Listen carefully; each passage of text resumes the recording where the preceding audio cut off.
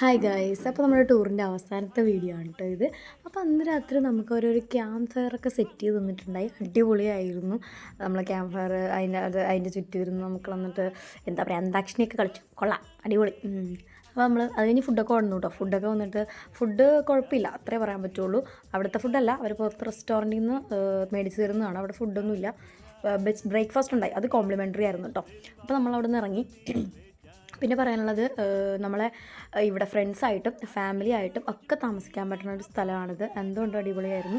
പ്രത്യേകിച്ച് ഒരു സൗണ്ടും ഉണ്ടായിരുന്നില്ല. അതായത് സൗണ്ട് എന്ന് പറഞ്ഞാൽ പ്രത്യേകിച്ച് ഒരു വണ്ടിയുടെയോ അങ്ങനെ ഒരു സൗണ്ടും ഉണ്ടായിരുന്നില്ല. പിന്നെ ഈ ചേട്ടൻ നമ്മളെ ജീപ്പിൽ സേഫായിട്ട് അങ്ങോട്ടും ഇങ്ങോട്ടും കൊണ്ട് എത്തിച്ചു കേട്ടോ. അപ്പോൾ പിന്നെ എന്താ പറയുക, കിളികളുടെ നാദങ്ങൾ മാത്രം ആണ് അവിടെ നമുക്ക് കേൾക്കാൻ പറ്റിയത്. നല്ല പ്രൈവറ്റ് ആയിരുന്നു. നല്ലൊരു പ്രൈവസി നമുക്കത് ഫീൽ ചെയ്യും കേട്ടോ. അങ്ങനെ നമ്മൾ ഉച്ചയായപ്പോൾ നേരെ നമ്മൾ അലിബാബയിലെത്തി.